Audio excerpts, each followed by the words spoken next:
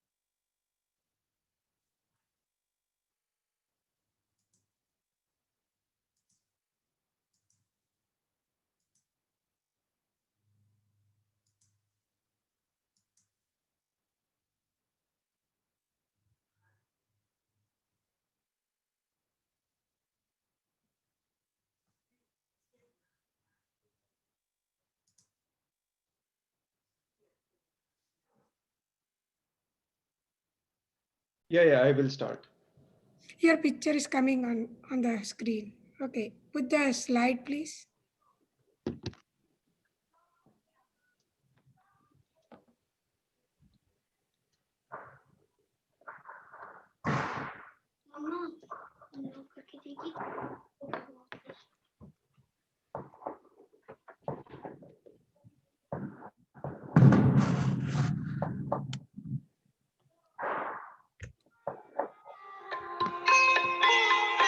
Gonna have an uh, introduction of book Walk with Me by Hemang Srikishan, and Jinesh Bhai is from Mumbai, India. Uh, let's welcome Jinesh Bhai. Jinesh Bhai, let's start the prayer and we'll go from there. So, shall I begin or is someone Yes, else? yes, go ahead and start. Hopefully, people will join. Okay. So, good morning, everyone. We'll begin with a very short, brief Mangalacharan.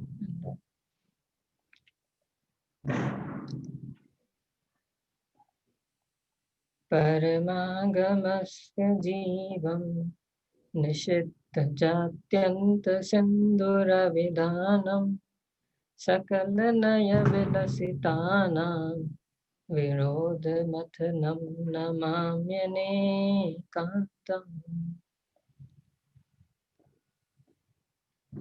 I'm sure this must be something new to you. I mean, this verse, but especially the last few words of that, Namami Anekantam. So, Anekanta is basically being worshipped as if it is an object of worship, and such dear that doctrine has remained to all the Jain philosophers that it has been literally worshipped like as if you are worshipping the god. Okay, to begin with, the topic for today's talk is relevance of Jainism in the 21st century. And before going into it, uh, I would add, kind of a footnote to this question, like why are we asking this question in the first place? There are many reasons. So one of them is like this is a question that every century, every decade, people will ask, and Jains will try to answer that in many different ways. And relevance can be in many ways that can be explored. So whether you see Jainism as a living religion, as a philosophy, as a science, and there are many things. I mean, I am not extending that further, but relevance can be looked at in many ways. If you look at history of Jainism, again there is a lot of uh, thing to be explored, and on the basis of which one can find relevance of Jainism in today's world.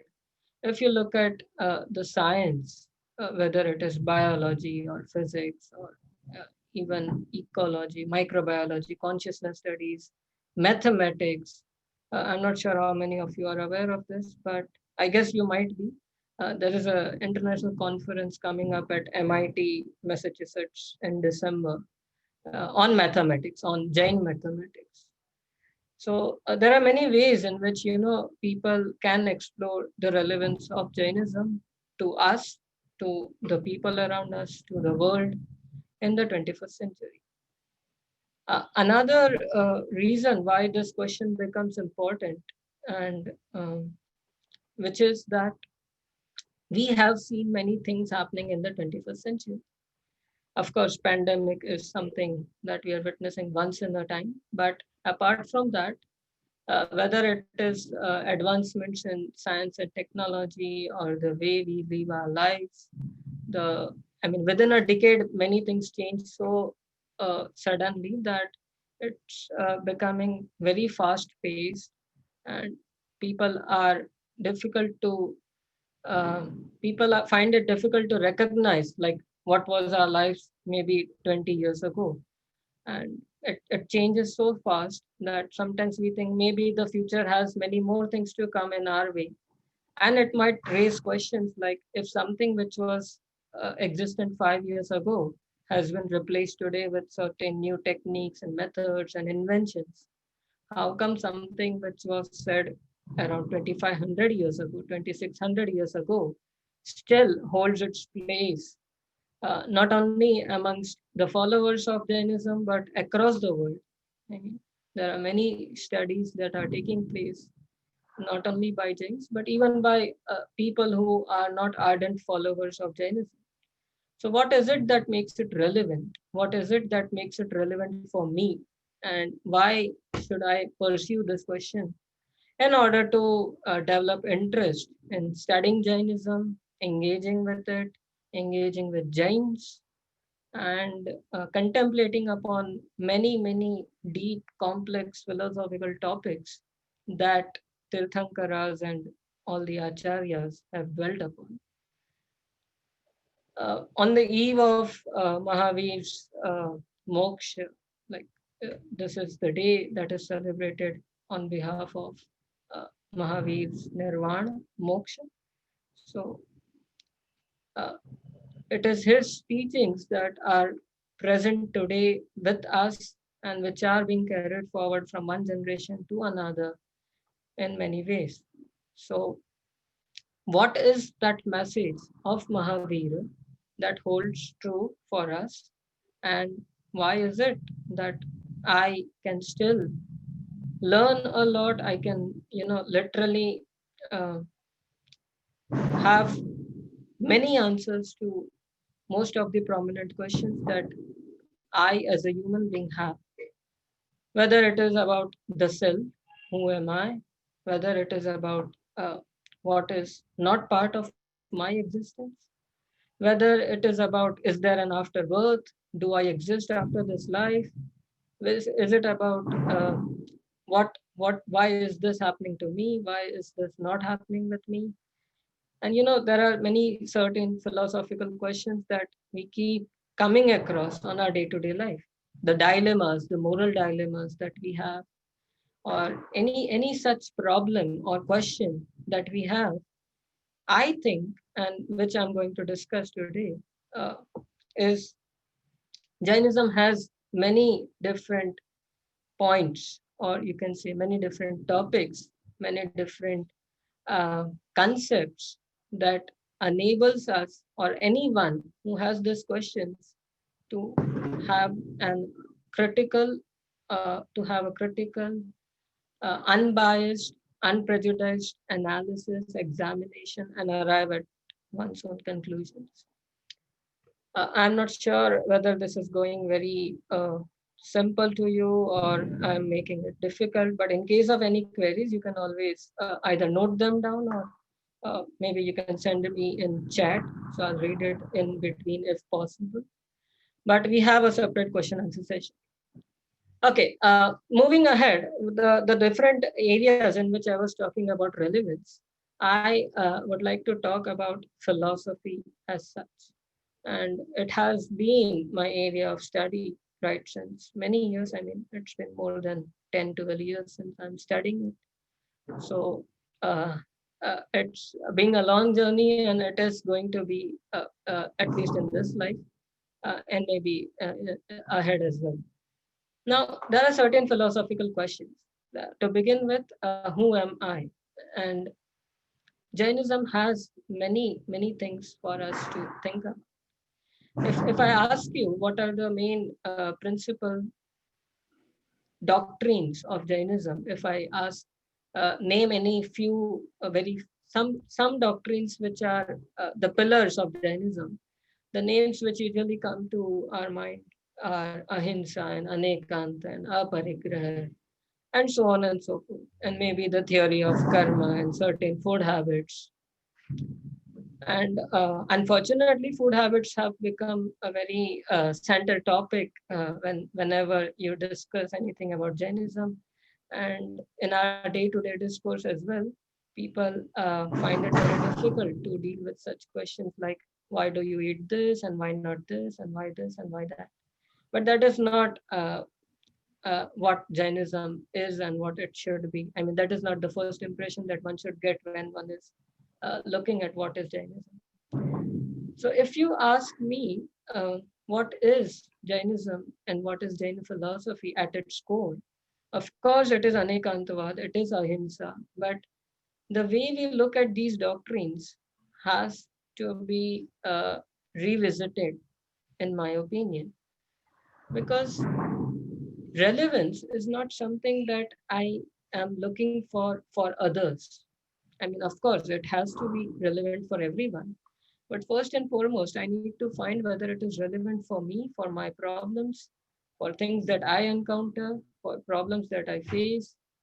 And if that is not helping me, then no matter how great a religion or a philosophy is, ultimately I might lose interest.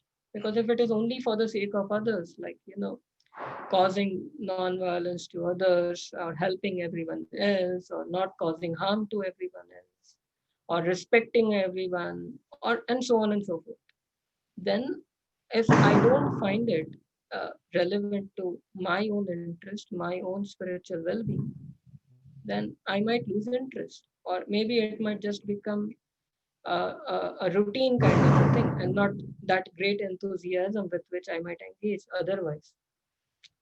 So what is it that I need to look upon when I see Jainism is relevant for me in this world today, here, right now?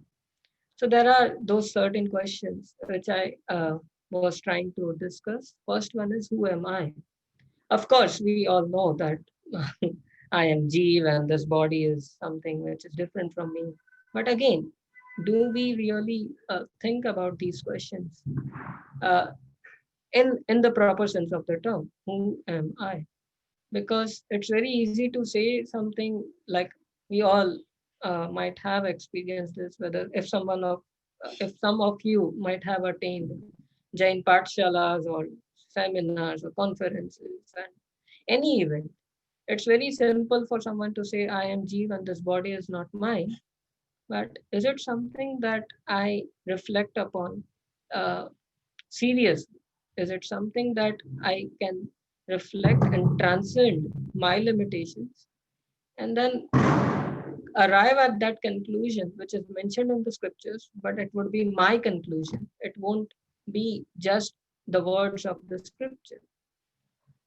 In order to do that, I need to reflect upon certain other things. So first thing is like this body is not mine. When I see this, I also have to think about what happens to the soul after the death. What was the situation when I was not born in this life? And there are certain metaphysical topics that come into the picture, like rebirth and so on and so forth. Now, one might say, I mean, this is something which is not proved by science, and who believes in rebirth today? And is it ever possible for Jainism to justify these things? I don't want to go into the direction of Jainism and science, but still, in order to explore this question further, who am I? One has to think about the existence of oneself forever, past, present, and future. So beyond this life, do I exist? And if I exist beyond this life, then it means I am not this, at least in the permanent sense.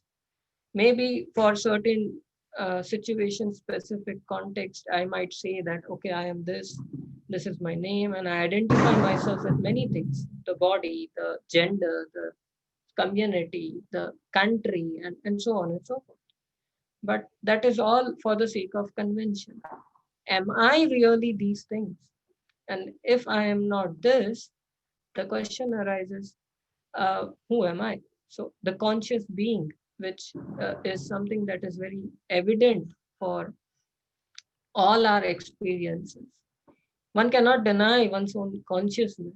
And a very famous quote by Descartes, Cartesian geometry is something which we all might have studied in our mathematics.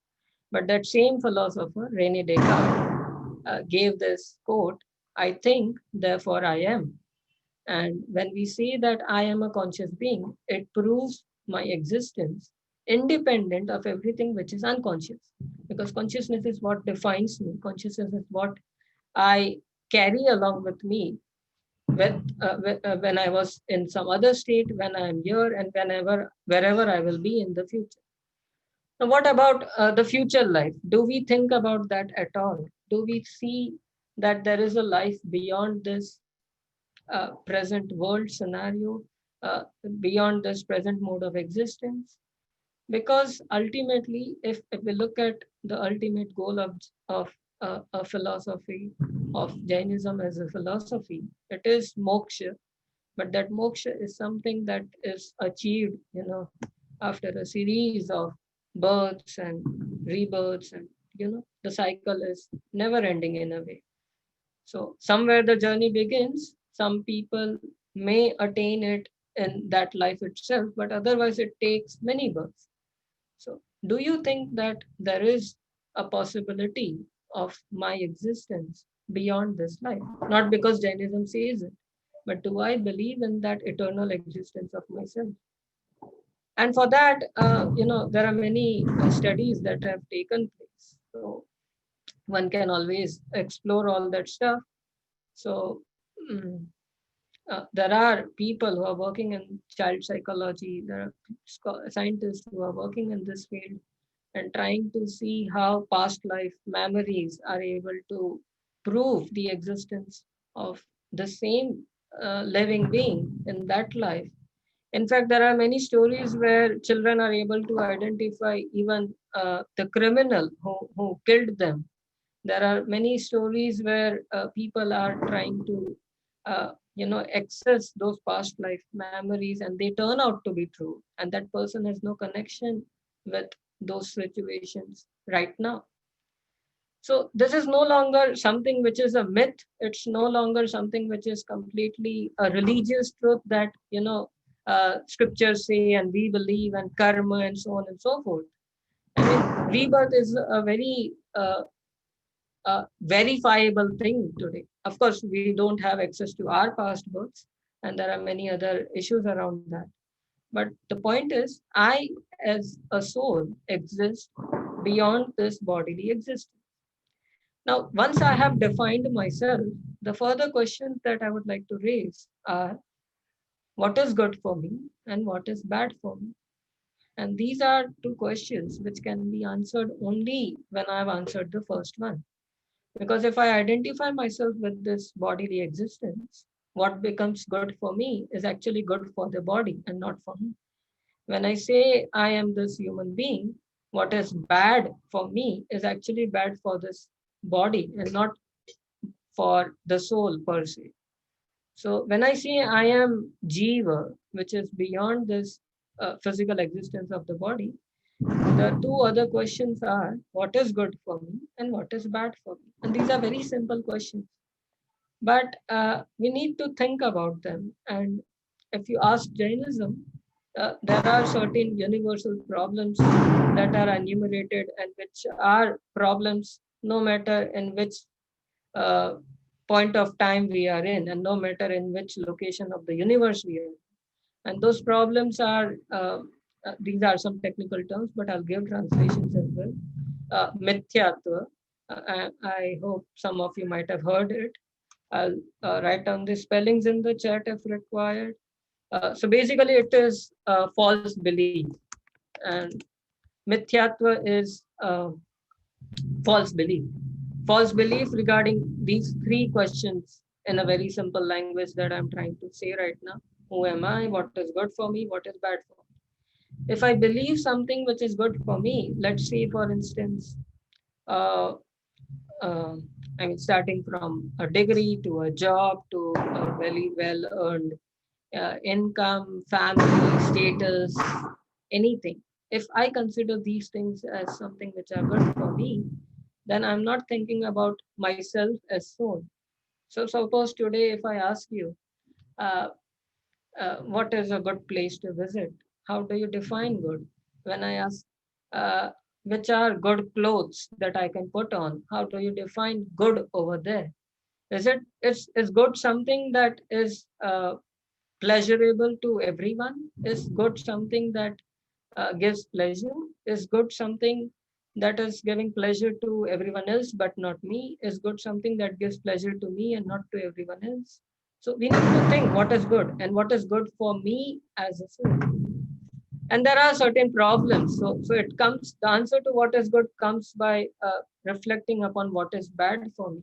So basically, mithyatva, false belief, kashaya, which are passions, and they are four, that is anger, pride,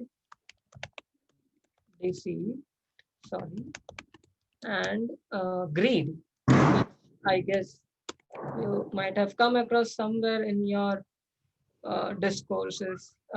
These are again very common terminologies in Jainism, four kashayas.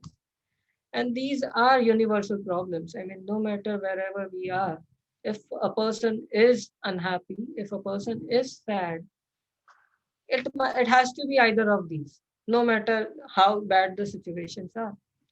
Because situations are what they are. There's nothing that we can do much about them. But if I, in a certain situation, is uh, not happy or I'm not in a very good state of mind, it has to be something from these, which is either mythia, false belief. And beliefs are very implicit, they are never explicitly available to us.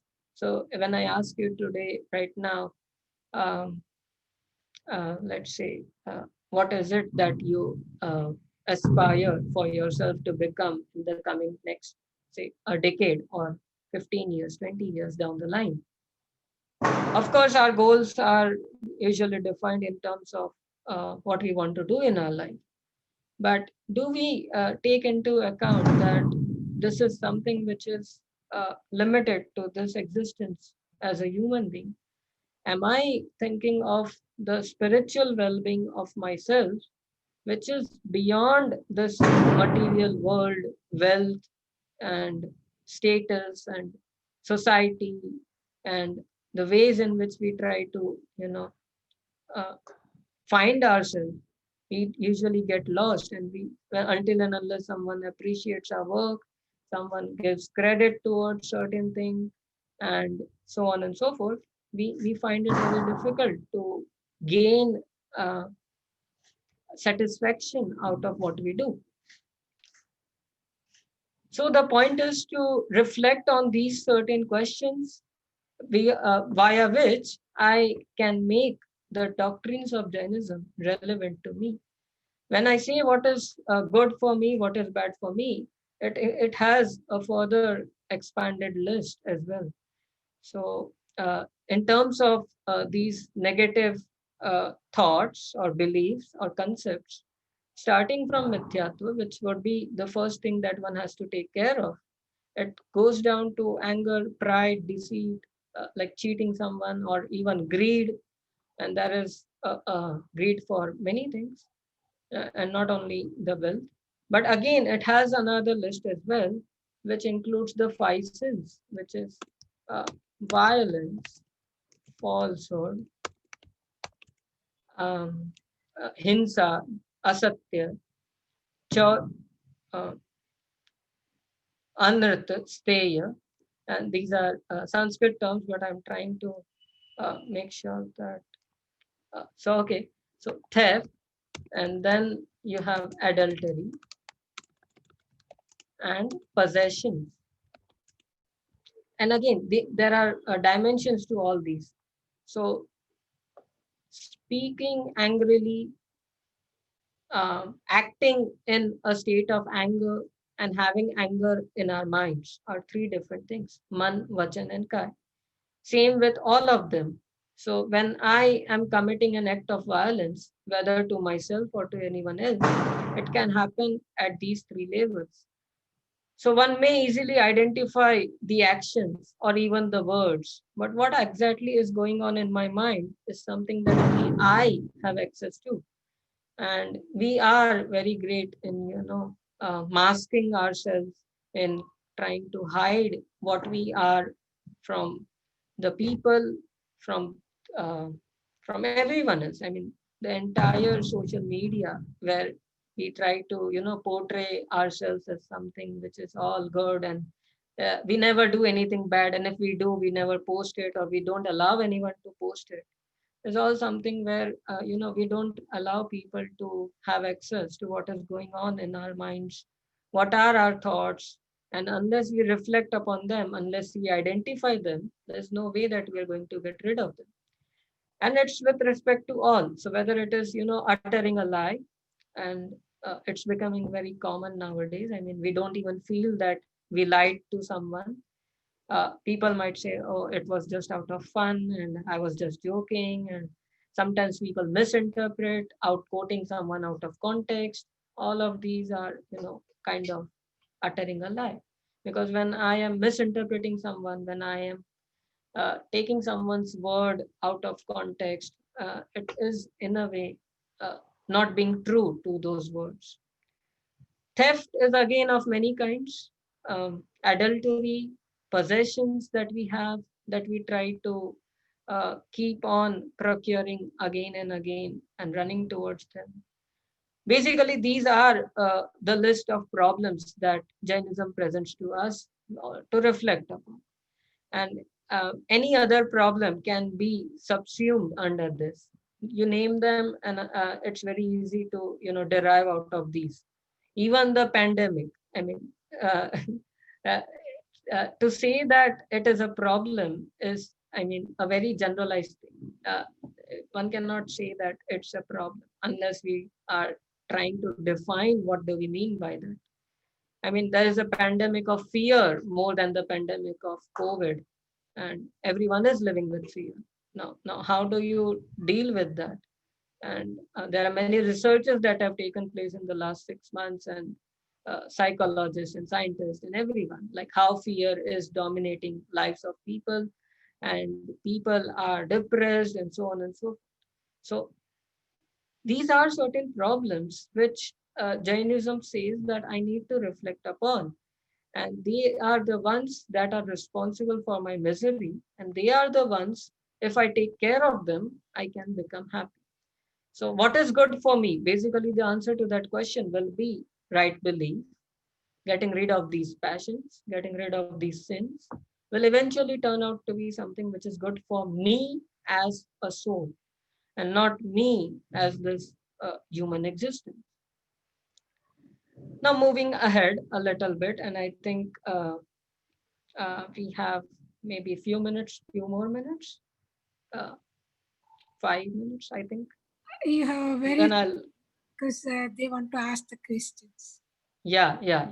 So I'll just conclude some more points, and then, because maybe you might think that the question was something else and we are discussing something else, but it is not so.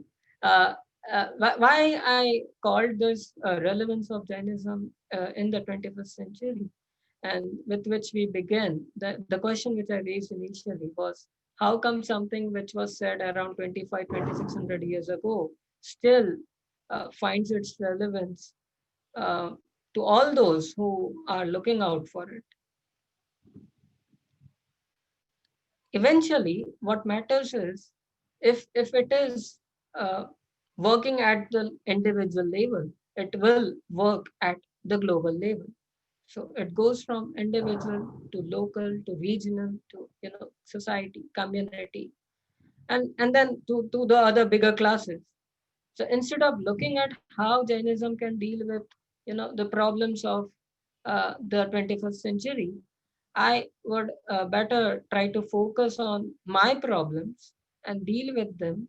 And if everyone takes care of their own problems, it's enough. I mean, the results will be evident. There's no need to think about how come Jainism saved this earth and how come Jainism is, helping us to uh, make this place a better place to live in for the future generations.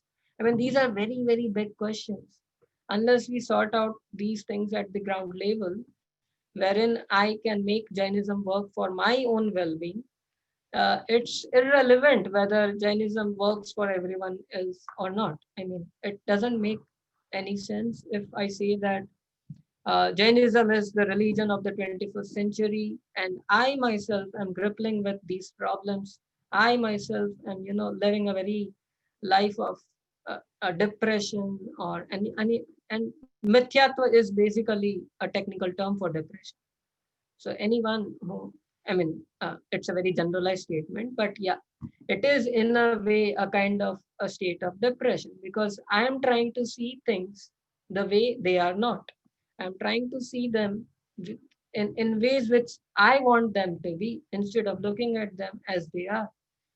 So not looking at things the way they are, and I am trying to impose my ideas upon them is all about mithyatva, trying to control things which are not be in my control, trying to make people do things which are again something which is not my matter of which is not my subject, and so on and so the relevance is something that I need to work with myself, and then maybe someone might able to see, oh, look at this person's life.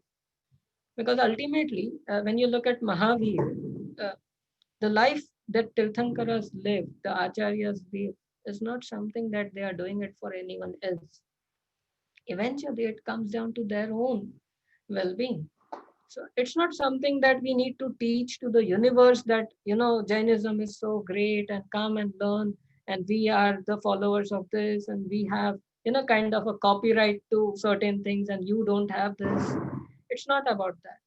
It's more about, I mean, I don't deny facts. Even I might have many more things to say that Jainism might subscribe to, and maybe it's not very evident in other philosophies or religions, but that is not the point. That is for others to see. That is not something that I can go on and ask everyone to believe in. What my task is or can be is to make sure that I live a life as a follower of a jinn.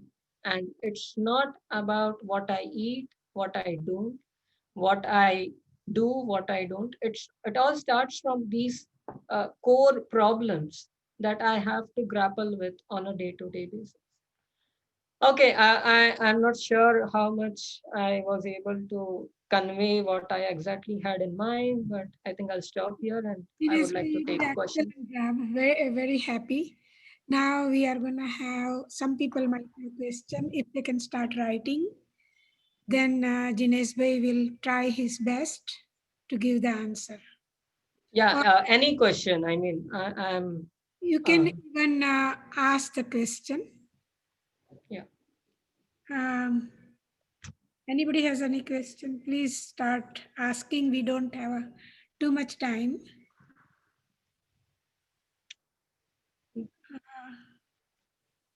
We use There are only two situations when people don't have questions. One is either everything was easily followed and understood, or nothing was being followed.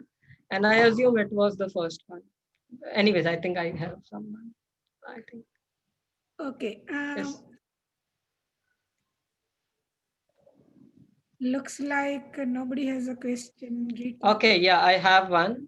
Yeah. So Hemang ji is asking, you mentioned that relevance is a personal matter. So what makes Jainism relevant to you enough to study it so intensely? Well,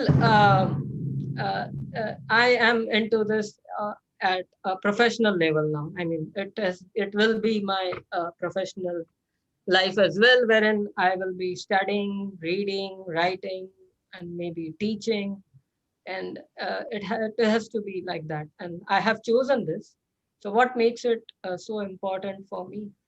Well, one thing led to another. So, I had a keen interest into studying Jainism right since my childhood days. I got many opportunities coming along my way, whether it was pathshalas or, getting in touch with the scholars over here and learning from them and exploring this further. And then I got this chance to study this entire, core Jain philosophy uh, for 5 years. And then I did my master's in philosophy, which eventually decided that I will be pursuing this further because I had a choice. And master's in philosophy was something that was another great adventure.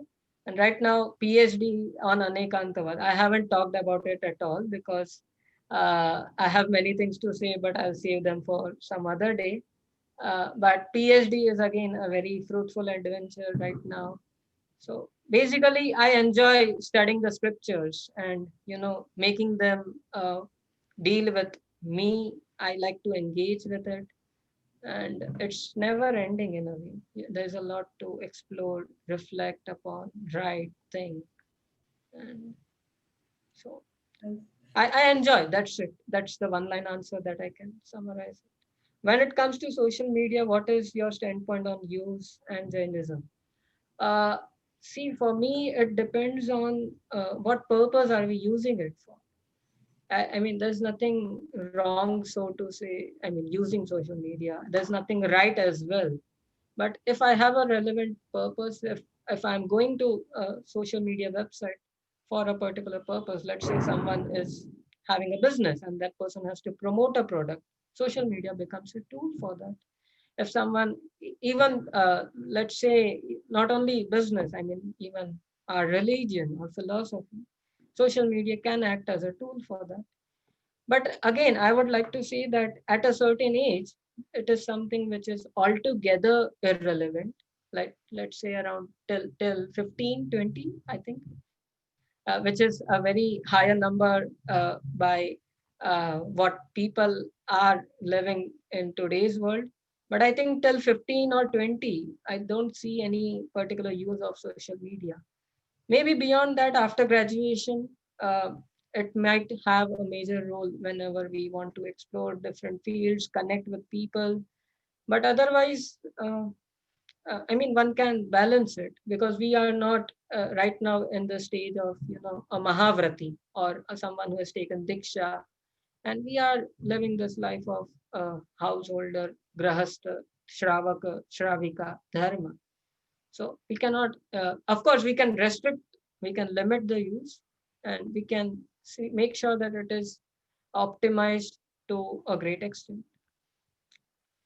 I think you made a great point about looking at these kashayas when one finds themselves in an unfavorable position. But how do you actively think about these things real time when you are in a situation of conflict? Do you have any tips? Oh, yeah. So basically, these concepts are something that we need to work upon when we have time, when we are not in a situation. When we are in a situation, that is where we are tested. We don't have time over there to reflect upon things. So basically, you prepare for a battlefield, and when you are in the battlefield, you don't know what is coming your way. You just act out of what you have along with you. So everything that we have learned is put into practice over there. And if I have learned something in a wrong way, that is what will be seen in the practice. If I've learned something and understood something in the correct way, that is something that will become evident in that situation. So situations, I mean, intense situations, not our day-to-day normal situations, but situations of, say, any emergency or life death situation, or a very big loss that we have suffered, or any Pap Uday, so to say, any kind of event that turns out to be, if we are prepared enough, we can deal with it. And these are the things which we need to work on. So let's say, for instance, death. I mean, that is something that is inevitable. If I'm not prepared for it, it will come, and I might not be in control of the situation. So I need to reflect upon it. And once I have reflected enough, once I have prepared myself enough, I can face it. And it's okay if I'm not able to reflect upon everything that is going to come in the future, because that is not something that I can, jot down everything that is possible and, constantly worrying about what is going to happen. But at least the method remains the same. So no matter if it is X or Y, the preparation is this.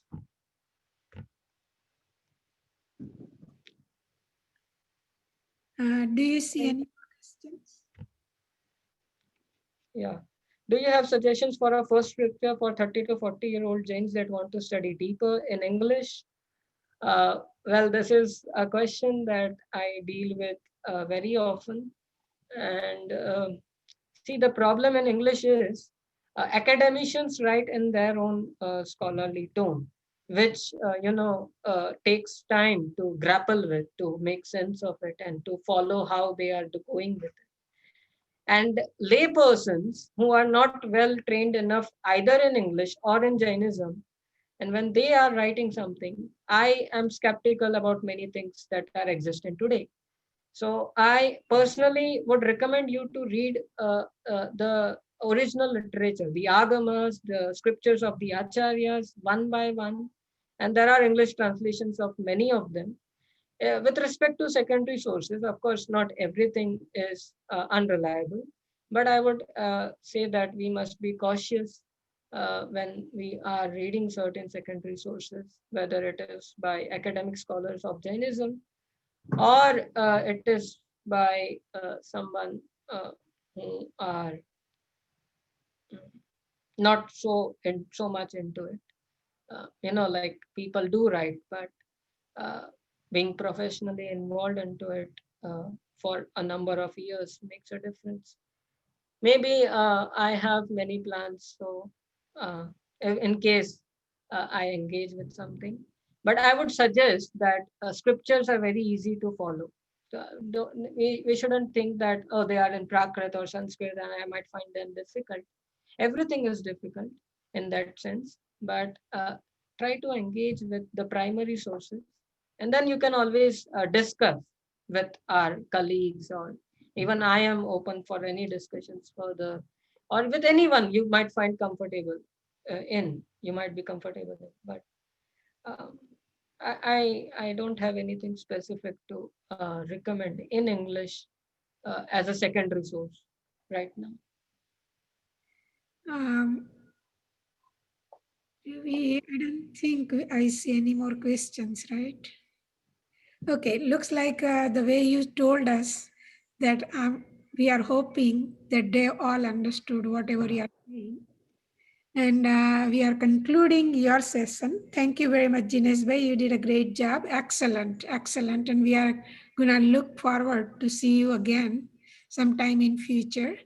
Now, I think we are gonna go forward with Hemang. Hemang, please take over. Hey, Jai Janendra, everybody. Thank you, Jinesh. Yeah, it was really nice to hear from a young person talking about Jainism and talking about things and actually sharing questions that I have, but also, things that relate to a critical lens, because I think that's what this generation wants and has looked for, but hasn't yet found in a lot of places. So it's nice to hear that from you. So thank you. So I won't take too long. This book introduction, I'll keep it short and sweet. So my name is Hemang. I grew up in the Chicago area, and I've been going to the Jain temple since I was a kid, and just engaging in pathshala and things like that. So I had just traditional Jain kid experiences growing up. But as I've grown older, I feel like it's easier to disengage because there's less programming that's there that gets us to think about these kinds of critical lens things that Jinesh was telling us about. And so I'd become a Pathshala teacher, and that was or is rewarding in its own way, but then it goes to teaching rather than doing as much self-study. And I think one of the things from talking to people that are on this call, from talking to people that are in this age group and this cultural group of like US born or raised Jains, people want more time to do self-study. People want to be able to go deeper for themselves. And so I'm excited because we have lectures, and lectures are of course nice, and that's like what the JSMC is good at, like finding good lecturers. But I think in this age range, we want a chance to actually discuss things, to talk with one another, and to learn from one another. So I'm excited because we are going to be able to discuss with one another through a book discussion. And the book that we're going to use hits on a lot of themes which are relevant to our lives in the US context, but also just relevant to the life of a modern person in like, society that's a working individual, raising a family, and all those types of things. So the book is called Walk With Me. Everybody should have received it in an email version or a WhatsApp message, but if you haven't, or if you want it to be sent on, please get in touch with one of us and we can send it to you. And it was co-authored by Acharya Chandanaji and Dr. Vastupal Parikh. And so Acharya Chandanaji is the first and I believe only woman to be ordained as Acharya, to be given the name of Acharya in the Jain Sangh. And she also has championed the idea that our spiritual practice or that service is actually spiritual practice, that relieving the suffering of other people is actually your way to get closer to the soul. And so her perspective is different than what we hear from many books, at least, and maybe also from the general Pathshala classes that you may have taken. So it's a nice way to look at our own world and how we can engage in spiritual practice. To that end of like service, she actually started Virayatan, which is an organization which helps with marginalized communities in India, and has like free hospitals and schools, colleges, training centers, and all of those types of things. So the thing which I think makes the book very engaging or just more powerful is that she has lived her entire life giving this message of service and then actually enacting it and taking the time and effort to make things happen. So that's distilled in the book as well. Even though it's not about her, I think that comes through in her message in the book. And Dr. Vastupal Parikh, I believe, is a chemist, but also studied Jainism and is just enthusiastic about like showing Jain ideas in good English and clear English and to a modern audience. I believe he's written a few other books, and some of them are specifically geared towards like the modern Jain.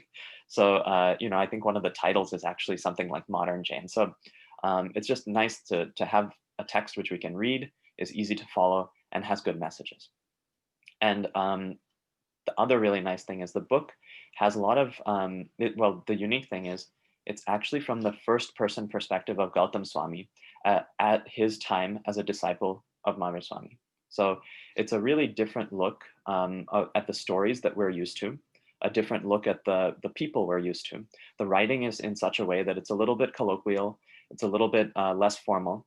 And because of that, it actually makes you feel like all of these people who we've heard about and we revere as high like mystics, basically high level Jains, they're brought to a level of kind of closer relationship or friendship.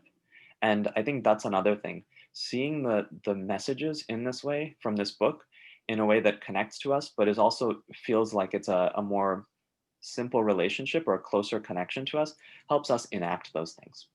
So I'm excited about the text and starting a discussion group on it.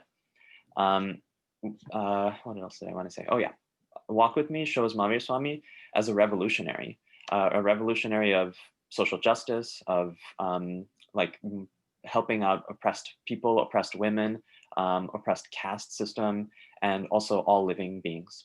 And so this message of social justice really resonates, I think, with the US audience and also with people around the world, with all of the movements that are going on, especially with the way that young people are getting involved in enacting change in their society. So for all those reasons, this book, I think, is a really great way for us to start, to discuss with each other, to learn what we can from one another, to learn what we can from the book.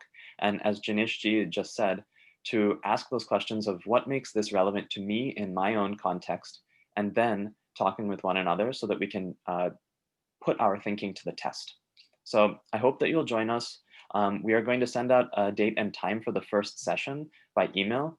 But for the first session, I'd like people to read chapters 1 to 3.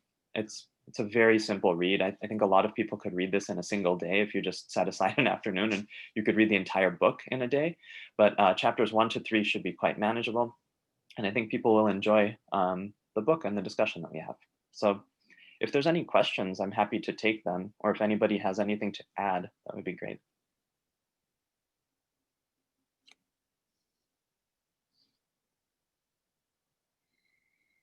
Okay. I think people are ready to go back to their routine business. But I want to say thank you very much, Jinesh Bhai and Hemang both. You both did an excellent job. Also, we want to say thank you to ECBOT of Jain Temple of Chicago. And also, I don't want to forget all JainX volunteer who worked very hard behind the scene. Thank you very much. And also, whoever came to listen to this lecture, we appreciate them too. Jai Jinendra and happy Diwali. Yeah. Thank you so much for inviting me. I had a great time. And hopefully I would like to join future events as well as a participant, and maybe connect with uh, all of you again.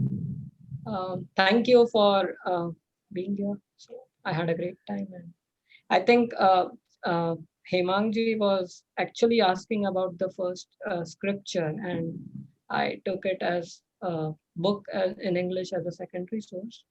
But maybe with respect to scriptures, uh, I think you may take the Agams, Tattvartha Sutra, some works of Acharya Kunda Kunda, and these should serve as good introductions to many topics. With respect to Agams, the Acharanga Sutra, the Uttaradhyayana, and Tattva Sutra in itself is a masterpiece, Uh, and maybe a few else. I'm sorry for giving this late comment at the end, but I thought I would clarify. No, Yeah. we appreciate it. And Hemang and everybody, my dream is someday I want to teach you, not teach you, but I want you to learn Tattvarat Sutra and Jivichar. Those are the two scriptures every human being should read at least. And as you are a Jain person, you should know those two scriptures because those are the in a original scripture it says that without knowing those two you don't know what is Jainism is all about. That's why I think someday we are going to take that challenge in our hand and bring the Tattvarat Sutra in this JainX group, but we have to find the right people who will teach and you guys can learn from them. That is my dream, and I'm pretty sure a lot of people will feel same thing in JSMC. Thank you very much. Anybody has anything to say, or we can conclude. If you have anything to say, please say it in a last 1 minute, and after then we will conclude this meeting. And thank you very much. Thank you to everybody who joined today's session on this very special day, Diwali Day.